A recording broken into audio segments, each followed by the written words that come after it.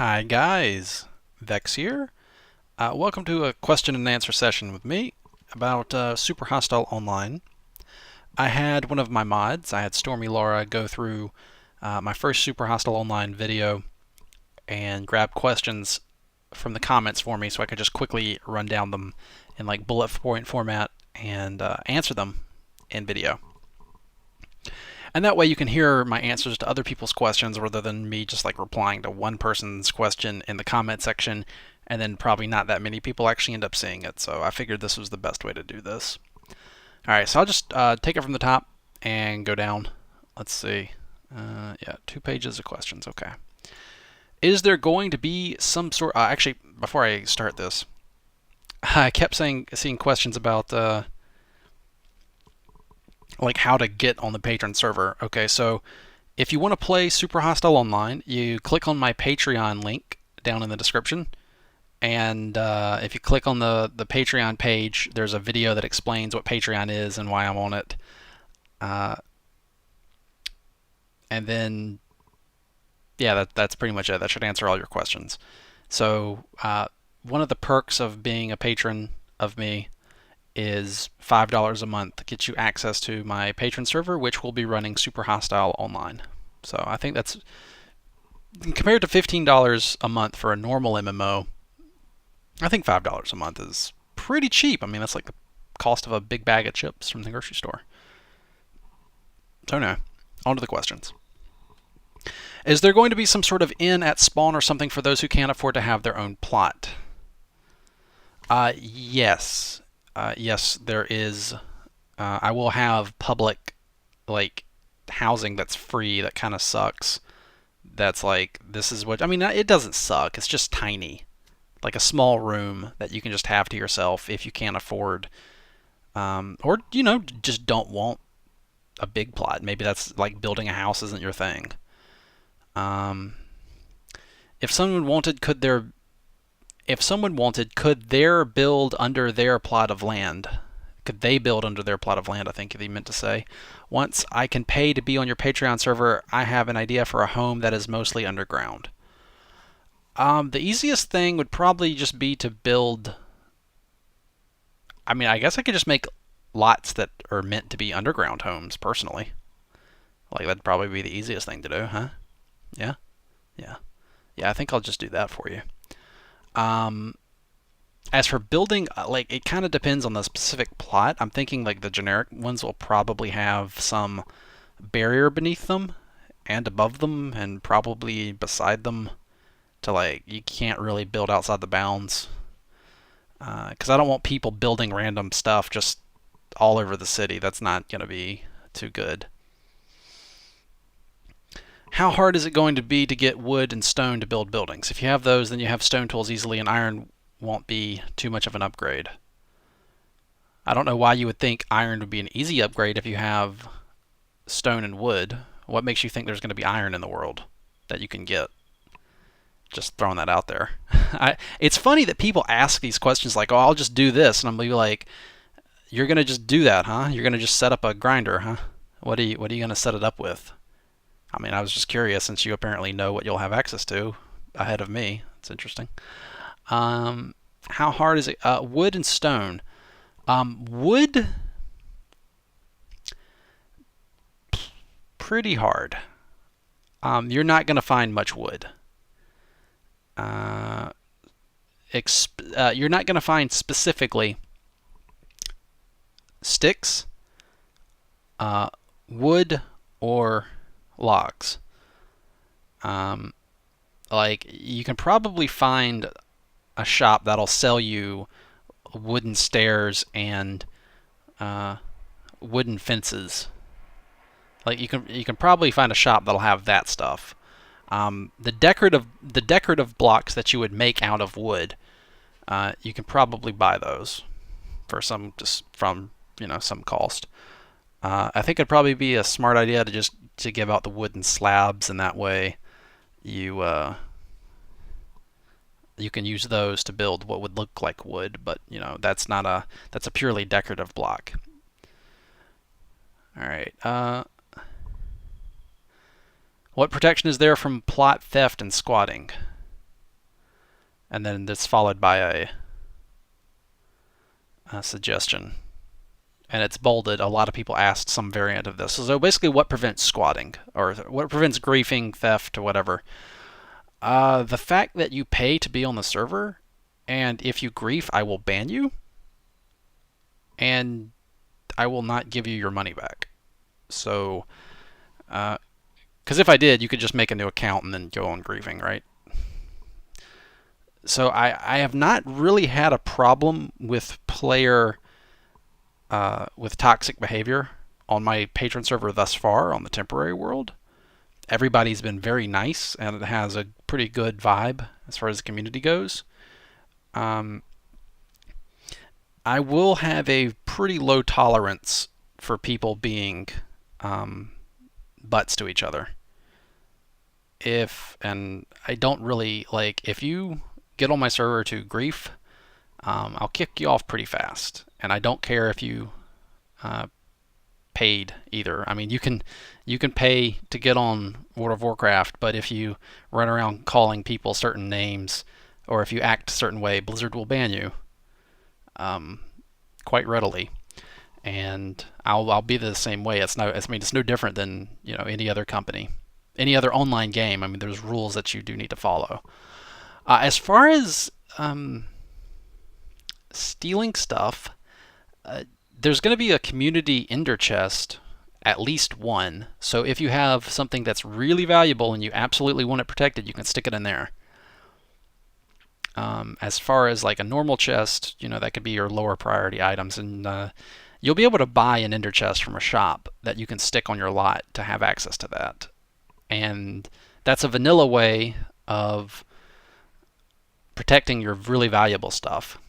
Because I mean, the rest of it is what, mostly building material, right? It's valuable, but it's not like irreplaceable. Like when I think of something irreplaceable, I'm thinking of something like a custom enchanted item that's been named, that's got lore on it and stuff. You can't readily replace that without getting like me to come over and use admin commands and command blocks to remake the item for you. But like a wooden half slab or something, it's fixable pretty easily. If I have to, though, if it does get to be a problem, I think I'll just start with letting the mods do their jobs. And if griefing does get to be a larger problem, then I will look into plugins for plot protection. But I'd prefer to keep things vanilla if I could. Because once you get mods involved, and I don't mean my moderators, I mean modifications, as in those mods. Mods and plugins, they make running the server more complicated as far as issues that can come up. I mean, you could have a plugin that crashes and whatever. So I'll get plot protection plugins if I need to. I'll do whatever I need to do to keep things running smoothly on the server. But I would like to see, if people who pay to be on the server would probably be decent folks to begin with. I'd like to assume maybe that. Now, okay, if I open the server to the general public, then absolutely I would just assume everybody is literally a giant bag of Tyrannosaurus dicks. Like the Tyrannosaurus from Jurassic Park, I know it was a female. All the dinosaurs on the island were female, but just like I would just assume like male Tyrannosaurus, giant, telephone pole sized hoo-ha on the T-Rex. Like everybody is a giant bag of those, and they'll act accordingly, and they'll try to just break everything. So yeah, if it was public, but it's not public. It's a whitelisted patron-only server, so I like to think people are going to be good. All right, moving on, because I've spent too much time on that question, I think. But it was an important question. A lot of people asked it, so I felt I had to dwell on it for a bit. So Vechs, say someone is letting out their property to other people, renting. So he must mean renting. Someone is renting out their property. Oh no, leasing. Maybe he means leasing. I think he means leasing, and collecting their rent. Then they don't show up for a month, and it's time to auction their lot off. What happens to the people renting a room there? From my point of view, whoever bought the lot, it's their lot, and if it's their lot, it means it's their rules. So I mean, their stuff is like you could just keep their stuff if they didn't show up. Um, Caveat emptor if you're renting a room from someone. What if you live in a different time zone? Um, so that's a question on the list here. What if you live in a different time zone? Uh, then you carry on as normal. It shouldn't affect you. I don't think there's any reason it would affect you. What would happen if player A hits the button to buy the property, but player B happened to be closer and had the 40 level requirement? If it does, considering the layout, like the player B is going to have to be literally up your butt in front of you.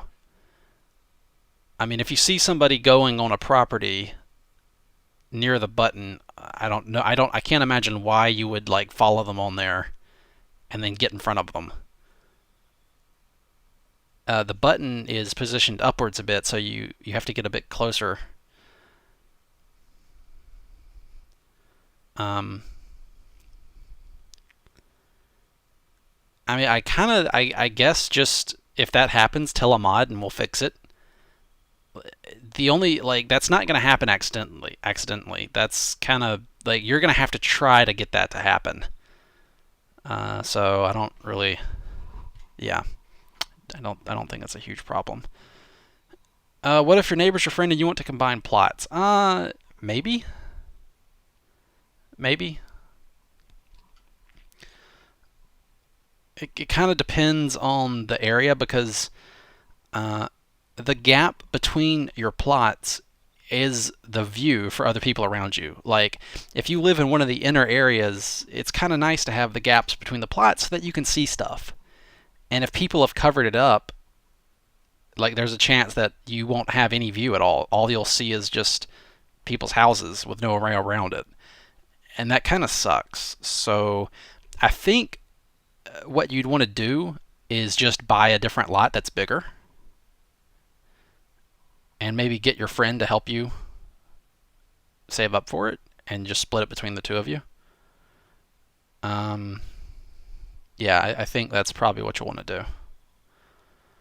Or alternatively, I can make all kinds of plot layouts that you might want to buy.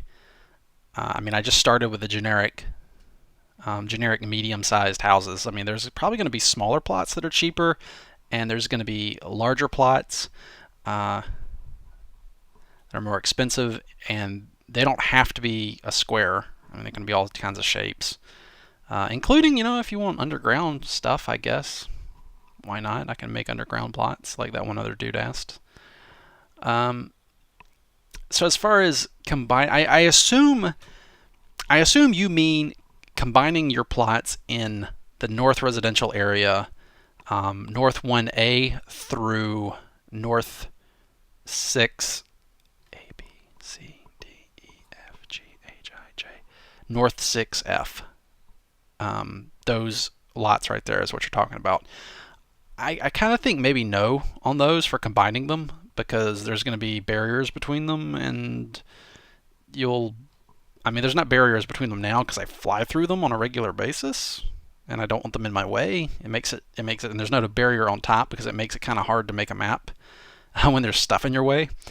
And even in MC Edit, when I can fly through it in MC Edit, it still shows up on my screen as like this giant sheet of red crap, and I can't see what I'm working with. So even in there, I've got to move it. Like it's sometimes the barrier is the very last thing I put in, just because it gets in the way.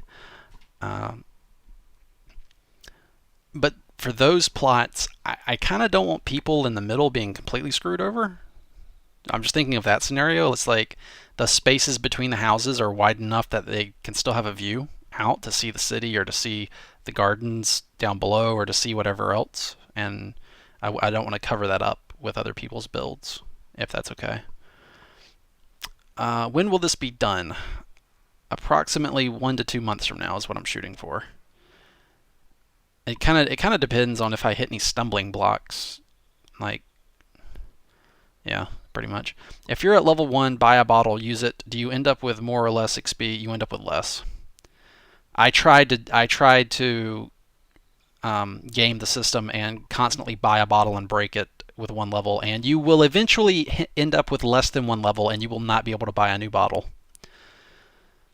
Is there a problem with building down instead of up? Um, Not inherently. Other than the fact that I have planned for the north residential area to have buildings of approximately a certain height, roughly like 30 blocks tall at the highest, before they hit the barrier above them to limit their height. Otherwise, you'd get like these really goofy looking towers just shooting straight up in the air, and that'd be stupid. Um, is there anything? So I mean, as far as building down, I mean there could be lots that are specifically meant for you to dig into them. Uh, and You will be able to build down a little bit in the lot, depending on where I put the barrier. It could be it could be like right up against the sandstone, or it might be down like one or so, so you'd have like a little bit of leeway. So yeah. Uh, is there anything in Super Hostile Online planning that supports redstoners, builders, or people that don't just want to be fighting and exploring all the time? Super Hostile maps were never really about making redstone builds or just making builds. They're mostly about fighting and exploring. Um, yeah, so redstoners and builders, you're probably looking for a vanilla Minecraft server, and there's a lot of those out there. And I feel that I can provide my patrons with something better and more interesting than a vanilla Minecraft world, because I'm the maker of Super Hostile, and a server from me, you kind of expect to be like multiplayer, persistent, online, Super Hostile MMO type of deal, which is what I'm trying to deliver. That said, I think there's going to be a lot of satisfaction from building shops and houses and guild halls and other stuff, because resources will be more scarce, and when you get done with something, it's going to be like, yeah, I built that on Super Hostile Online, where resources are scarce. That's a big accomplishment, rather than just, oh, I did this in creative mode, look what I made, or oh, I built this in a vanilla world where it's super easy to get all the resources pretty much. Um, as far as redstoners, I don't really have anything for you. Sorry, I didn't know that. I didn't know redstoners was. I haven't really seen redstone work too much in my temporary vanilla world that people have been playing on. So I don't know if that's a huge audience to have to cater to. So if I lived in the back of a neighborhood and just grinded for hours and bought an entire street of properties, could I then create a tunnel system between those properties? I mean, I guess as long as barrier. Again, I'm assuming you mean in the North Residential District that you've seen on camera. No. If you want to buy a bigger area, I'd suggest buying a bigger lot.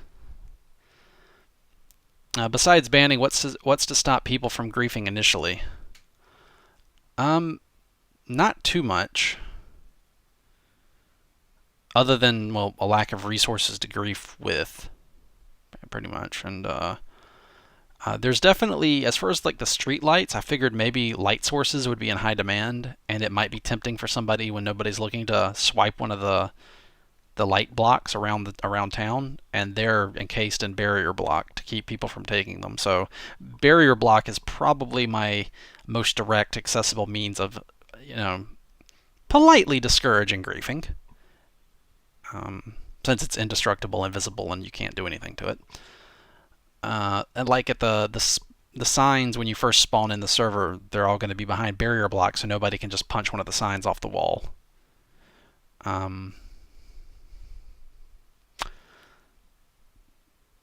But I haven't seen a problem with griefing yet, and as long as it's not a big issue, I won't go looking for a uh, plot system. But if it turns into one, I will definitely. I'll get any mod I need to get to stop people from griefing. I promise you that. What I was actually thinking of is if you want to be involved in pranks, you can put a sign outside your house that says "Pranks Welcome," and that lets people know that they can, mess with your house a bit. Um, and if you don't want that, then don't prank somebody's house. Because like pranking seems really popular on the temporary server right now. It's a big source of fun for people, and like I want people to be able to prank each other if they want to, if that's what they're into with their friends. Because it seems like people have a lot of fun with it, right? Yeah. And if I have like a protection system, then it kind of completely kills the pranking aspect of the game, like completely. And I'd like to avoid that, but there's no way for me to tell a system that like, oh, this person putting this block or breaking this block on someone's property is I can't tell if it's a grief or a prank, So yeah, it kind of has to operate on a human based system. Um, but if it does get a problem, then the pranks will have to go, and I'll implement a very strict property claim system. Uh, what stops you from building on someone else's property or tearing down the sign and putting up your own? Well, they're going to have an issue with that, and they'll tell a mod, and then the mod will ban you, and then they'll get their property back. So, and I will not refund your money. And the reason I won't is because if I did, then there's no deterrent for griefing. Basically, do you guys remember Something Awful forums? I never actually went there. I just heard about it. And basically, you had to pay, I think, $10, like a one time fee of $10 to sign up on the forums. And people were like, "It's just a forum. Why would you sign up? Why would you pay $10 to get on a forum when there's like a million other forums on the internet that are free?" Well, the answer is if you troll the forums and post a bunch of crap and be an ass to people and you get banned, you're out $10. So it radically cut down the bad content on the forum. And it also kept spam bots from being able to post there because, and if somebody did, well, it cost them $10. So I think my best deterrent for griefing on the server is the fact that you have to pay to be on here. I mean, that's the big one. Vechs, if I buy a property, then buy one across the road, can I consider making a bridge between the two houses? No, not on the current properties that you've seen on my videos, but in the future, I'm make a bunch of different types of properties that you'll find a size that you like. Can you beta test it? I'll answer that in the future, but I think I will be beta testing it. I almost think I might be able to tell if it's okay or not. Um, just playing it with myself and some friends or mods. I mean, because it's basically like I don't have any doubts about the dungeons. Like I'm gonna build dungeons in my sleep. I'm Vechs, right? uh, my big questions are going to be just the numbers. Just basically the numbers, like how many video game points do you need to do activity X or action Y? Um, should it cost 30 or 500 or 10 or 2 or 50?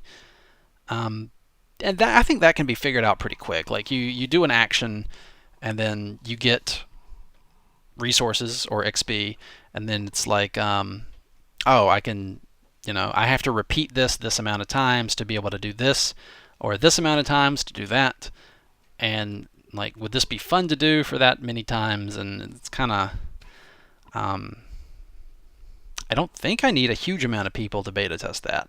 I think I can kind of figure that out pretty quick with just even me. But you never know. I think it'd probably be useful. I think what the beta testers would do is find things I didn't think about. That's the really useful part. Is what I don't know that I don't know. Um, Unknown unknowns, if you will. Now I'm just thinking about Samuel L. Jackson's speech on those. I think it was from Boondocks, right? Yeah, Boondocks. Um, so yeah, I might do a beta test. That'd be a great thing for my early access club. That'd be a great little perk for them, I think. Are there PvP rules of any kind? No, there's no PvP. So if you take a fishing pole and you pull somebody off of a cliff and kill them, I will consider that griefing, and you're gonna pay for it. So don't do that. Um, Let me put it this way: I am your, well, not me the player, but like me the dungeon designer. I'm your enemy. The dungeons are your enemy, and that is what you will need to work together to fight against. I don't think there's going to be much time to be fighting each other. Let me put it that way. Because if you start getting bored enough to fight each other, I'll make sure you have something to occupy your time. Wink, wink. I'm gonna spawn monsters and they're gonna kill you. Vechs, could you, when you start the server, give us a countdown? So not only the American players get a head start. Well, I mean, just because I'm an American citizen doesn't necessarily mean the American players would get a head start. I mean, let me put it this way: I could launch the server at some god awful American hour, right? Um, I mean, I could wake up at like 4 a.m., right, and launch the server if I wanted to. um,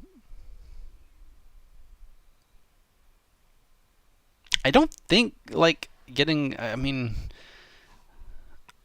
I don't think a head start would be that. I mean, it would be nice to explore it all at once, I guess. I mean, it's gonna. I mean, no matter what time I launch the server, people will be asleep and others will be awake. Like, pick an hour of the day, and I will point to you a country of people that is asleep and another country that's awake. So I'm kind of screwed no matter what I do in that regard. So, but I can tell you when. Like, I can give you a time to launch it so that you can either go to bed early or stay up late to attend the launcher, like attend the server launch. I can do that. Yeah.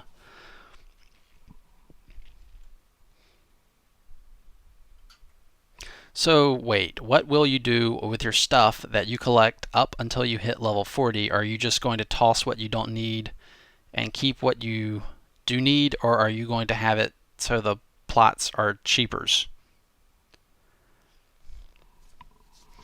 So wait, what will you do with your stuff that you collect up until you hit level 40? Are you just going to toss what you don't need and keep what you do need, or are you going to have it so the plots are cheapers?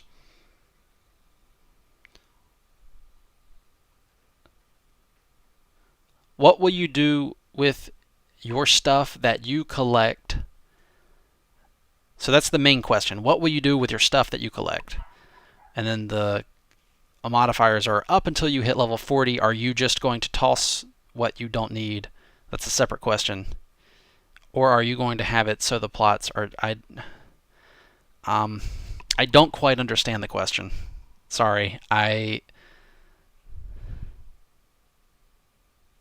you talking about inventory space? You must be talking about inventory space. Toss what I don't need. So the... But the... Are you just going to toss what you... Are you just going to keep what you need, or are you going to have it so the plots are cheaper? I, um...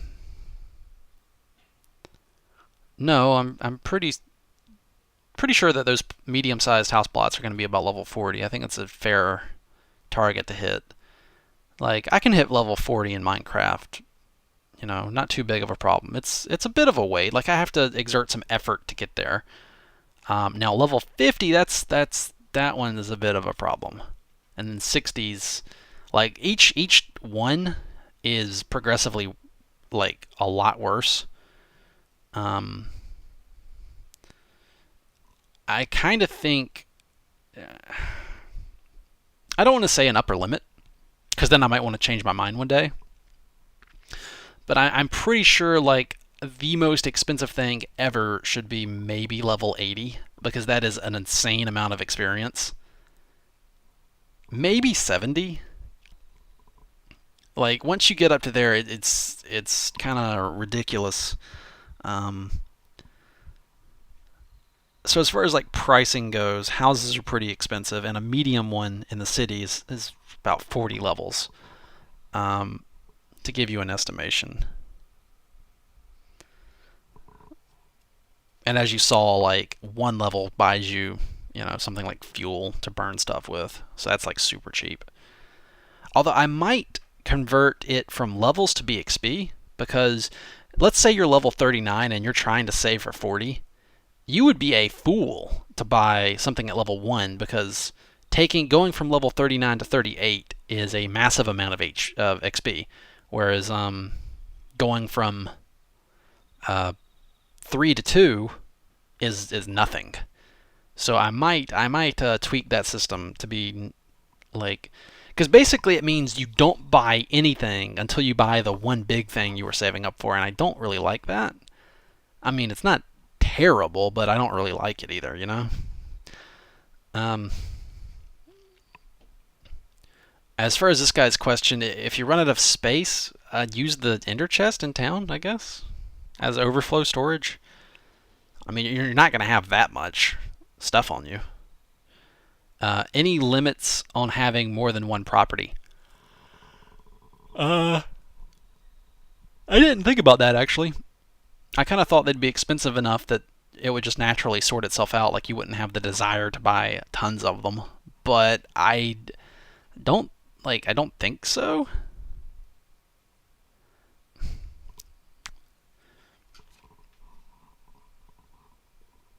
But I mean, if you get kind of carried away with it, I might impose a limit maybe.